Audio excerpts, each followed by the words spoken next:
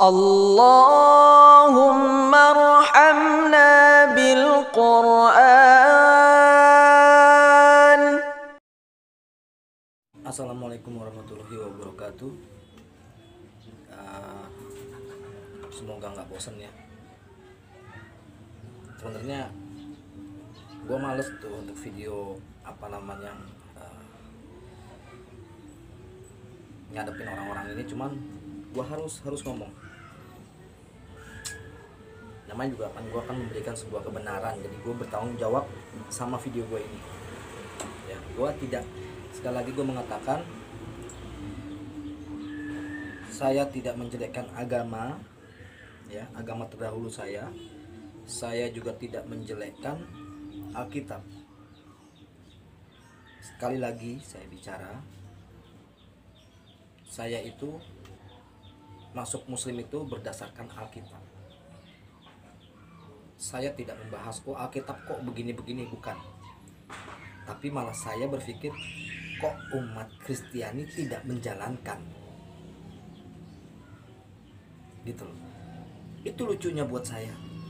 Itu jadi bahan pertimbangan. Jangan berpikir saya itu buat ya, cari sensasi. Banyak yang ngomong, ini penipu nih, cuma cari duit segala macem. Yang nonton ini pasti ada orang-orang yang udah japri saya, yang udah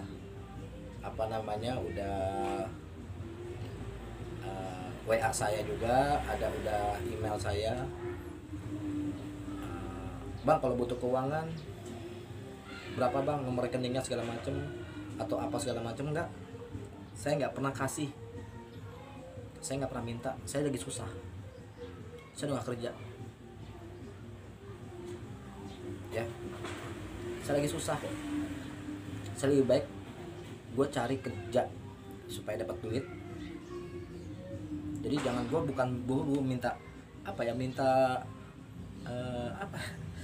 susah juga ya manusia sekarang tuh. Orang yang mau coba memberikan sebuah kebenaran, kalau nggak suka jangan nonton video saya, gitu.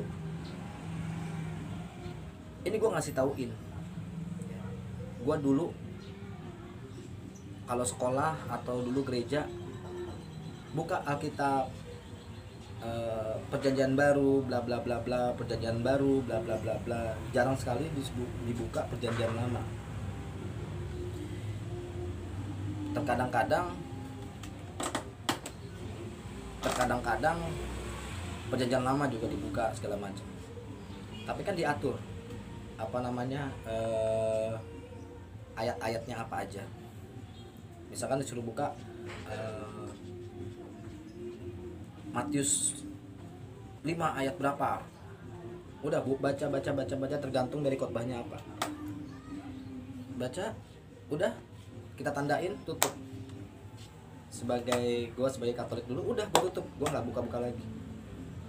Gue nggak baca Alkitab, sumpah gue nggak baca Alkitab dulu. Tapi pada saat gue pengen mendekatkan dengan Tuhan, pada saat gue mau mendekat, gue pengen berubah karena gue bajingan gitu ya, karena gue gak bener, sampai gue pisah sama bini gue. Akhirnya gue coba mendekati dengan Alkitab. Ini gue ulang lagi nih, karena banyak yang nggak lihat nih. Termasuk siapa namanya, Dave John ya. Gue nggak takut tantangan lu bro. Ya,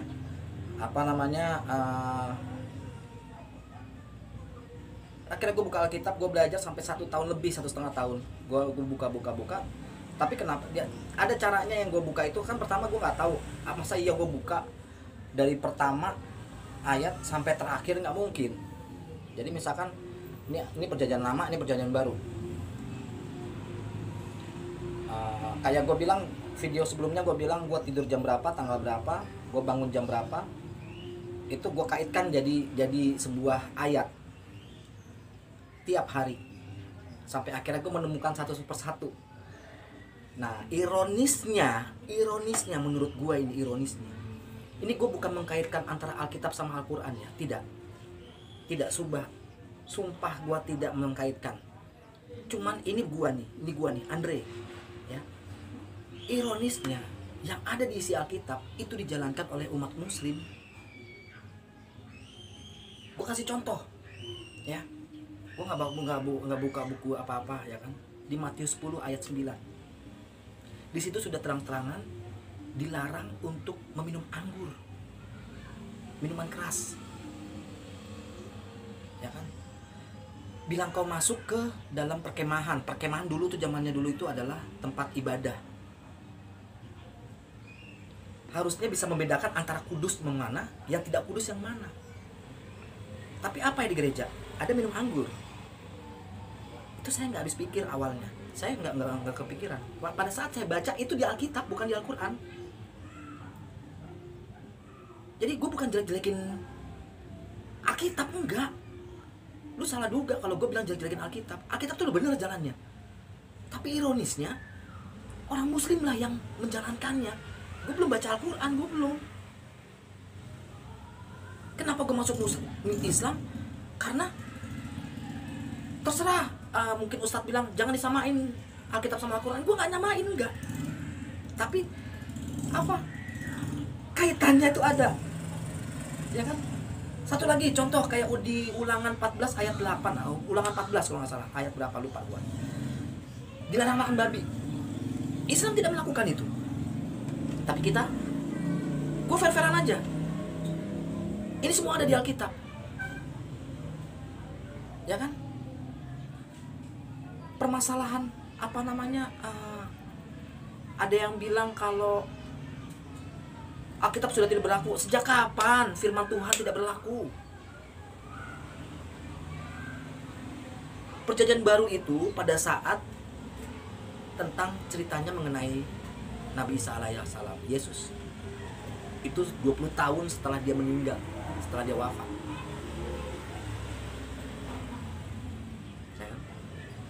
Terus ada lagi di ayat Nehemia 8 ayat 6 mengenai cara kita berdoa. Di situ Ezra seperti kayak sebagai imam, dia berdoa, ya. Kalau nggak salah ya, Nehemia 8 ayat 6 ya, saya lupa. Ya coba dicek semuanya deh. Apa namanya? Dilihat apa ya? Ezra itu kayak imam, dia berdoa. Terus dia bilang Allah Maha Besar. Kalau di Muslim itu Allahu Akbar. Terus semuanya mukminnya atau umatnya bilang amin. Ezra berdoa Allah Maha Besar. Ya.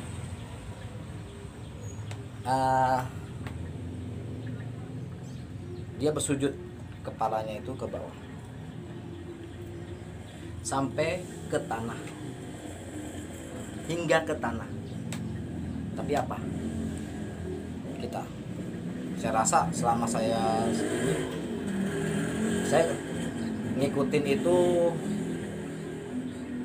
ngikutin alur.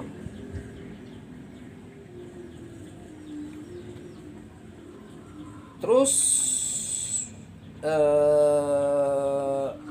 pada ayat 1 Korintus berapa ya? 1 Korintus 11 mengenai wanita berhijab. Itu juga dilakukan oleh Muslim. Itu udah jadi apa ya? Jadi hukumnya Muslim. Itu. Intinya dari apa namanya? Ada lagi. Di Keluaran 3 ayat 5 itu jika masuk ke tempat ibadah, tempat suci, Anda harus meninggalkan alas kaki. Di Keluaran 3 ayat 5.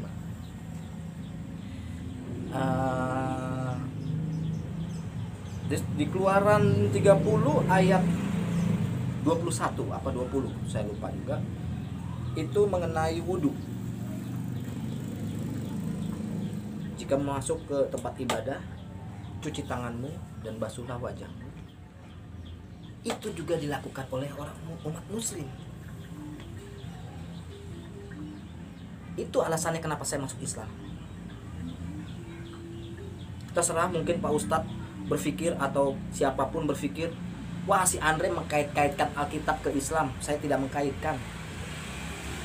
Pada prinsipnya ajaran Islam itu udah benar. Karena apa yang dikatakan di Alkitab itu dilakukan oleh umat Islam. Itu ironisnya buat gua. Lu mau berdebat apa? Masalah ketuhanan segala macam. Masalah apa? Di Matius 7 ayat 21 hingga 23 pun di situ juga mengatakan bahwa Yesus juga nggak mau dibilang dirinya Tuhan. Dan di Matius 15 ayat 24 di situ juga dijelaskan Yesus menjawab kepada perempuan yang merebut roti dan membagikan ke anjing. Ada Matius 15 ayat 24.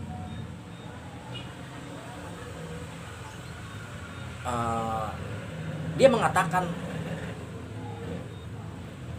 aku diutus hanya, ingat ya, ingat kalimatnya, aku diutus kepada domba-domba yang hilang untuk kaum Israel. Jadi apa namanya, saya lagi mencari kalimat seluruh dunia. Tapi di situ di Matius 15 ayat 24, ini perjanjian baru loh, bahwa Yesus mengatakan, dan itu nggak hanya di Matius itu, juga di banyak, bahwa dia adalah untuk kaum keturunan Daud, terus Israel, bahwa keturunan dari kaum Israel. Pada saat itu Israel lagi bergejolak. Saya bukan menafsir, saya enggak, cuman saya mengartikan, beda ya, menafsir sama mengartikan. Karena kalau saya mengartikannya dari kalimat ini, gue paham maksudnya. Kalau menafsirkan kan dari kalimat, enggak, ini maksudnya ini begini gitu, itu menafsir. Tapi kalau saya memahami apa yang ada dikatakan di Alkitab. Hanya untuk domba-domba yang hilang, hanya kepada domba-domba yang hilang, untuk kaum Israel. Sekarang saya tanya, sampean orang Israel atau bukan? Itu aja. Jadi saya bukan ngejelekin. Masalah ketuhanan, saya bilang saya sangat menghargai dan saya sangat mencintai Yesus Kristus. Saya mencintai Yesus, saya mencintai Isa Al-Masih, Isa alaihissalam. Itu sama orangnya, jangan bilang beda. Gak ada bilang beda. Dia seorang nabi, 25 nabi termasuk Nabi Isa alaihissalam. Ya kan? Kalau seandainya lu, bukan beda, iya, kalau begitu ada namanya pada saat Paskah itu ada kenaikan Isa Al-Masih. Kalau gitu ada berapa Isa?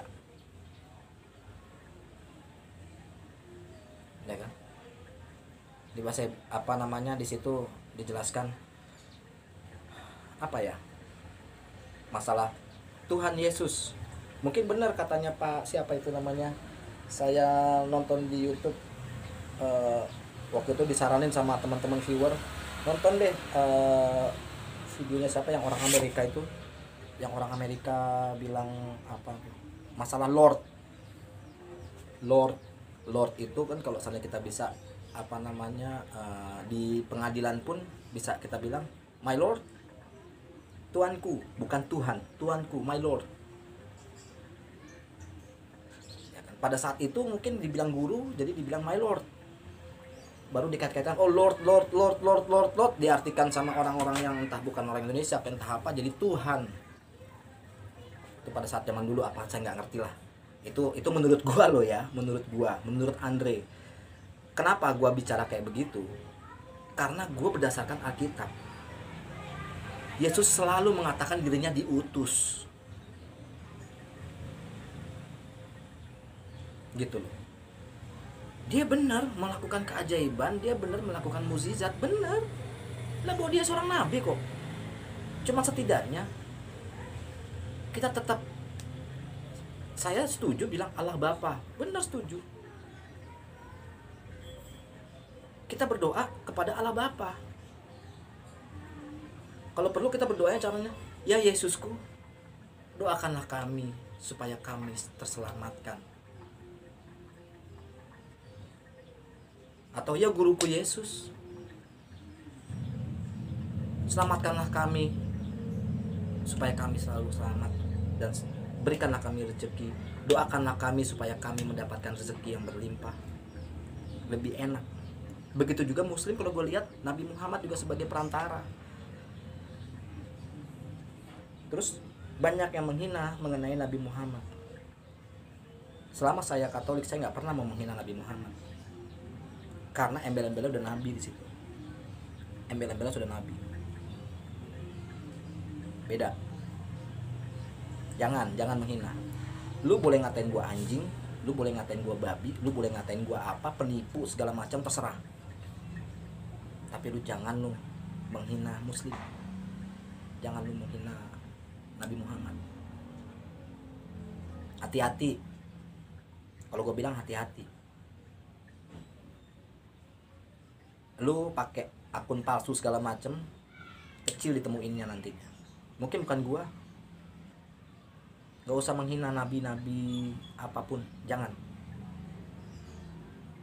Gua tidak menghalalkan atau gua tidak mencari keuntungan dari ini. Gua cuma memberikan sebuah kebenaran ya. Lu nggak suka terserah, tapi lu buka Alkitab. Gue bilang gue nemuin di Alkitab, dan gue tidak menjelekkan. Satu lagi, gue tidak menjelekkan Alkitab. Ya, gue tidak menjelekkan Alkitab. Dan gue tidak menjelekkan umat Kristiani. Tapi hanya gue mempertanyakan kenapa umat Kristiani tidak mengikuti ajaran-ajaran Alkitab. Padahal itu adalah pedoman di agama. Padahal itu adalah firman yang disampaikan oleh para rasulnya. Tapi kenapa nggak dijalani? Disitulah gua masuk Muslim. Ya. Sekali lagi mohon maaf untuk Pak Ustadz, untuk Kiai segala macam. Saya nggak bermaksud untuk mengkait-kaitkan Alkitab dengan Al-Quran, tidak. Cuman saya melihat isi Alkitab. Apa yang dilakukan oleh umat Muslim, itu yang ada di Alkitab. Itu aja yang jadi ironis buat saya. Itu aja. Oke. Assalamualaikum warahmatullahi wabarakatuh.